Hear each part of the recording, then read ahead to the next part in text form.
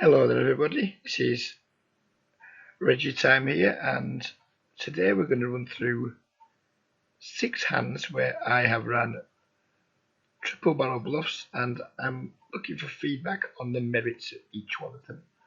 Do you think it's a good bluff? Do you think it's a bad bluff? What do you think of the sizing I use, etc. We're going to whiz through them relatively quickly, so it's not too much of a long video. And if you like hand histories, I will be posting the hand histories to Reddit. So if you go and search on Reddit Poker, username ReggieTime, you'll see the hand histories there. So if you don't have time to watch the whole video but would like to see the hands, then that's where you'll be able to find them at. So we'll start straight away with this hand, and this was a €10, €20 hand for some reason. The blinds weren't posted at the start. Hopefully that won't be an issue for the rest of the video. If it is, I'll just clear that up. So we have a very weak player. Not weak in terms of the way he plays, but just poor player. We were a mark, a fish, call them what you will, in the small blind who calls us. We just have the ace-9 offsuit, so I think we could have been a showdown to check back your showdown value, but I have been retuning my game recently, adding lots more aggression to it, and I have been looking to take more pots down with aggression rather than just rely on marginal showdown value versus these types of players. So I like you to go ahead and make a half pot c-bet. This doesn't need to work a lot of the time for it to be profitable. It needs to work 33%. So I think it's going to work easily that amount. And he calls, and then we catch queen on the turn. And at this point, it's when I decide that I'm probably going to fire 3 streets here now to try and make him fold a 5, try and make him fold a 2, try and make him fold some kind of pocket pair between the 5s and the 10s. I'm not trying to make him fold a 10 here. Don't think he should have a queen very often. So I'm certainly not trying to make him fold a queen. I'm just trying to make him fold something worse than a 10. It's still beating us. I don't think he has any better aces. Perhaps he has ace jack. Well, I wasn't really thinking about those too much. So I did a bet again, and again, just over half pot, because again, we're not trying to make him fold anything good. So, in my opinion, if we're not trying to make him fold anything good, we don't need to be spending too much money on our bluff. And again, he calls. And then we get a jack on the river, which again is another overcard to the types of pairs I'm trying to make him fold here. And who knows, he may even fold a 10 here. He could have 10 jack, of course, so he's not going to fold that. But he may fold some random 10, 10, 9, 10, 8, 10, 7, whatever 10x he can have, probably a lot of them. It's certainly, you would imagine he's going to fold a 5 or a deuce by the river most of the time. So I did go ahead and bet the river. Again, just betting small. We don't need this to work an awful lot of the time for this to get through, and there's no reason to make this any bigger because we're not trying to make him hero fold something. We're just trying to make him fold something that's better than our hand, and like some kind of pair basically that's worse than a 10. By now there's no ace x's folding that's better, so basically I'm trying to get him to fold 2x, 5x, and like pocket 6s, pocket 7s through to pocket 9s. There's every chance he just has a withdrawal. We would have showdown value here. We could check back and then expect to win at showdown versus some missed draws that he can have. But I'd rather just take the more aggressive option and have him fold if possible.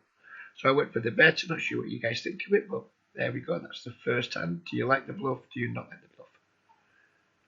On to the second hand now. This time we have 2 4s, and this time it's at a 50 on the table from 888. We have a loose passive limper under the gun, so we isolate him with pocket 4s. We could over limp here, there's no massive problem with that, especially as we could keep focusing the pot. But I'd rather just clear my isolation, get the pot heads up. We have much more chance of winning heads up pots than we do multi-way pots. In the heads up pot, we can win the pot by making our opponent fold. In the multi-way pot, we usually have to win the pot by ending up with the best hand at the river, so I elected to go for an isolation raise. We got the worst flop for our hand. In there were just 2 random overcards, or even just 2 random cards that haven't paired up, 8, 7, 6, 7, all those types of things. I certainly don't mind having him fold them now. I mean, whatever he's got, he's going to have equity against us, I would imagine. So we do just make a small bet. Again, we're not trying to make him fold anything good. We're just trying to make him fold his equity here, collect dead money, whatever, call it what you will. That's what we're trying to do. He does disappoint us by calling, and again, we have another good card for us to double barrel on. I wouldn't always double barrel on these sorts of situations, but when we hit the king on the turn, I think it's a mandatory barrel now. And usually when I fire 2 barrels, I empty the clip. So usually, so if you do play against me, if I'm 2 barreling, I'm usually 3. So there you go. Get stuck in and exploiting that. On these types of runouts, at least, when I either pick up equity or fold equity, I'll usually then decide to run 3 barrels. And we did bet 4. He called, which now it sort of indicates to me he might be on some kind of draw, or maybe he's just on like a stubborn pocket pair of some description. But there's going to be a lot of draws in his range at this point, like good shots, maybe. Flush draws, definitely. Who knows, he may have even just floated Jack Queen and might just float Jack Queen on the flop and then call the turn because he picks up the draw. Obviously, with that river, Jack Queen just gets there. But our opponent checks to us again. And at this point, again, our pocket 4s could have some showdown value. But then again, he could just be in there with like pocket 8s, pocket 7s. So again, I'm not trying to make him fold a 10. Certainly not trying to make him fold any random kings he can have. But I am hoping that he might fold any pair, 5s through 10s. Sorry, 5s through 9s basically. And again, I just want to just carry on with the aggression. Sometimes he might even call with the worst hand here. You know, very occasionally he might just decide to hero call me with ace-3 or ace-2, something like that. Who knows? So even when we get called, we're going to win a very small amount of the time, I would hope. We're usually going to expect him to fold, and oftentimes he's going to be folding a worse hand. But I don't want to just keep getting the habit of just go to showdown, giving up on rivers when I've double barreled. Because people do call twice with pocket pairs here, and then just finally fold the river, even these fishy guys. So he checked. I elected to again just bet a round half pot on the river because, as we talked about in the first hand, we're not trying to make him fold anything. We're not trying to make him give any big hero faults out. So, what do you think of my line through this hand? Would you have given up at any point? Do you like the river bet? If you were going to bet the river, would you have made it smaller or larger? Again, if you want to recap the hand, you will find the hand histories in the Reddit post. So that's the second hand. The third hand, this time it's 13-0 full ring, as you can see with me, because I am an avid game selector and I have money on all sorts of different sites. You will see lots of different hands that I play. Sometimes I play 15-0 Snap, sometimes I play 15-0 Roche, sometimes I play 20-0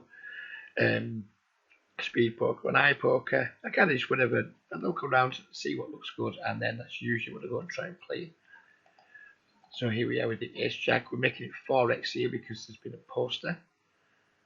Let's put the right stats over the right person. That's a little bit messy, isn't it? Let's see what happens. We'll make sure we have the right stats on the relevant person in the hand. So we've been called by a 61-0 here.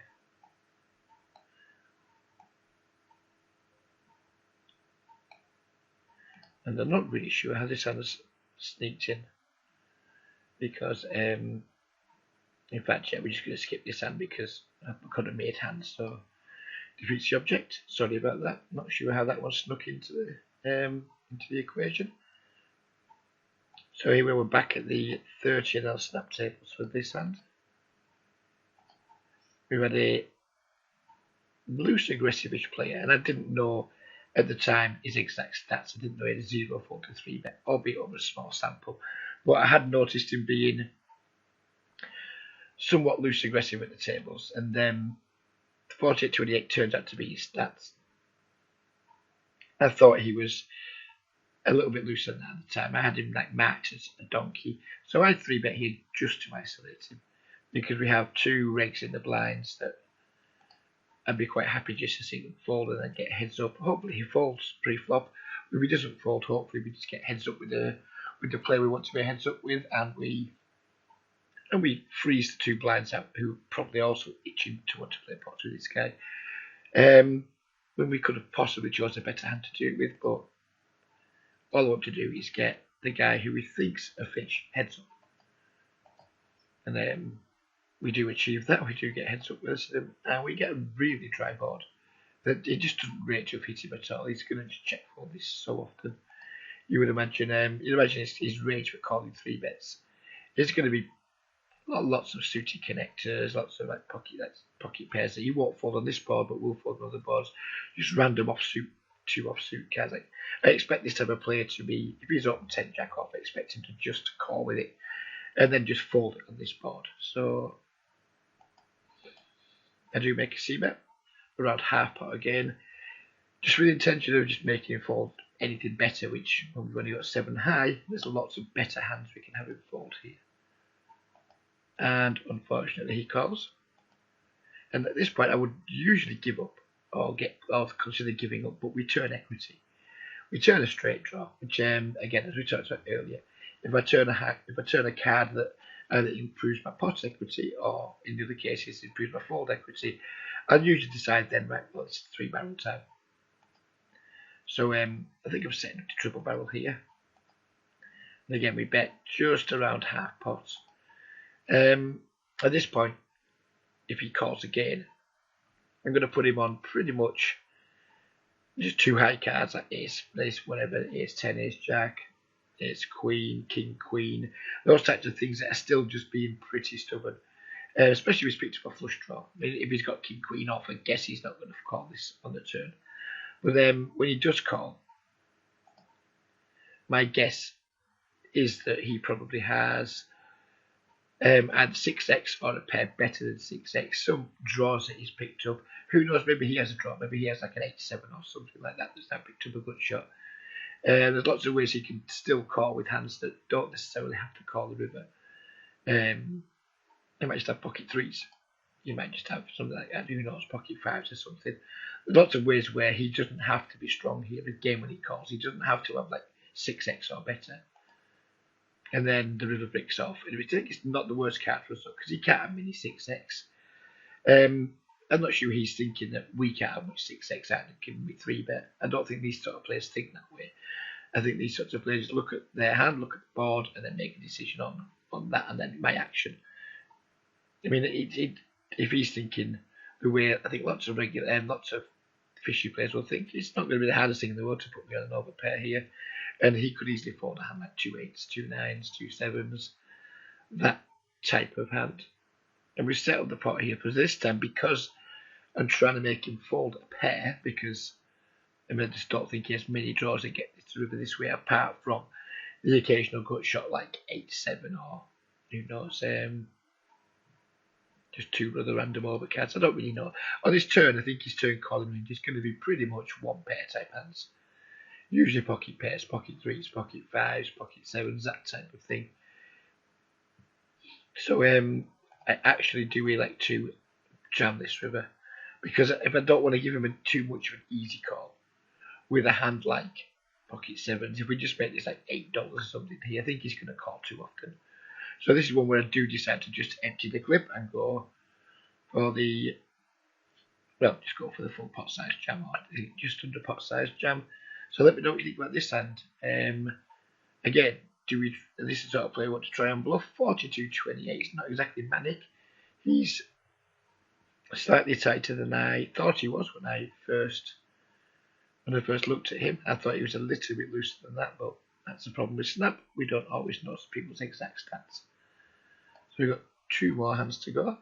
This time we have, I think we were table starting here at 50 NL. And we have another player who's the reason why me and this other regular are both at the table. It's just a race to try and get Rouge's chips. We open the ace 10, very standard. And we get a pretty dry flop. And this guy did fold to 71% of c-bets. So I think it's a mandatory c-bet here. Even again, we could check back because we just have the best hand a decent amount. And just having to pick up the dead money, deny equity, all those kind of things. So I think I went for a small c-bet, which I did. And he disappointed me by calling.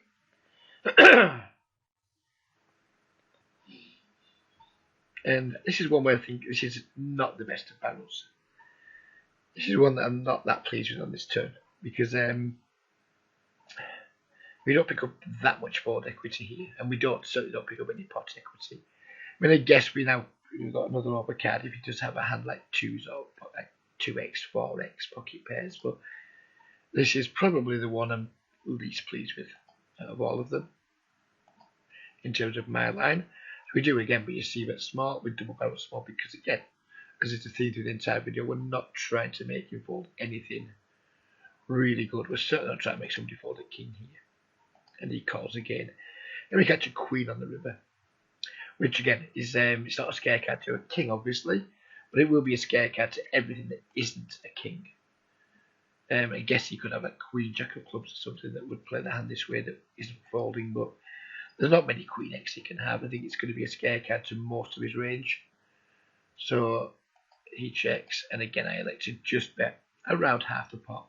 Again, trying to make him fold 4x, 2x, pocket pairs that are like worse than a 9. So let me know what you think of this hand. I think this is my least favourite of it's my least favourite of the hands that I've selected for this video. But no one's perfect. Let me know what you think of that one.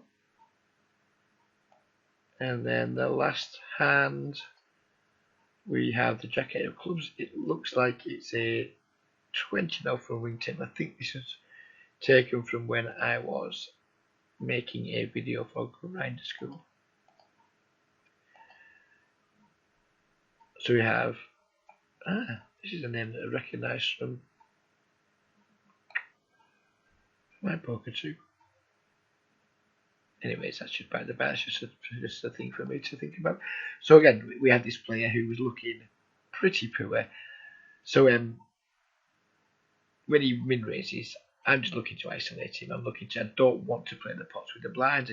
I'm making a very small 3-bet just to try and make the blinds fold. I'm effectively treating his min raise like a limp, and then I'm just isolating it. That's how I see this as being. I don't see it as a 3-bet really. I see it as an isolation. So I'm treating it like he's limped and I'm isolated. And he's called. And we flop a gut shot.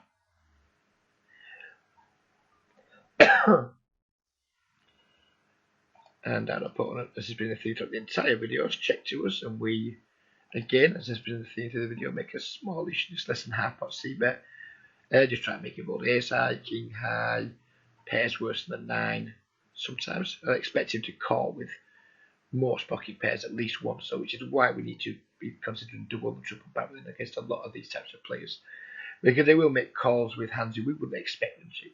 Most regulars are just going to check fold a hand like pocket 5s here. But these types of players, they just don't. They usually call at least one straight. I think the 2 is pretty much a break. If he's limped with an ace deuce or something, well, hallelujah. He's probably going to catch my bluff.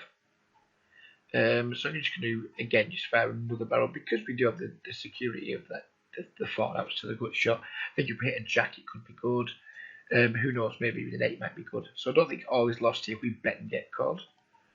He checks, we do again bet just less than half pot. And again, he disappoints us by calling. We get to the river. This isn't a particularly good river, given that the range of hands that trying to make him fold. It does hit one of those. But again, I mean, there's lots of draws he can have. He can have some king high flush draws, ace high flush draws. There's things he can have that I can make fold, or I believe there are. Not all of the time, but some of the time. And we decide to go ahead and we bet just over half pot this time.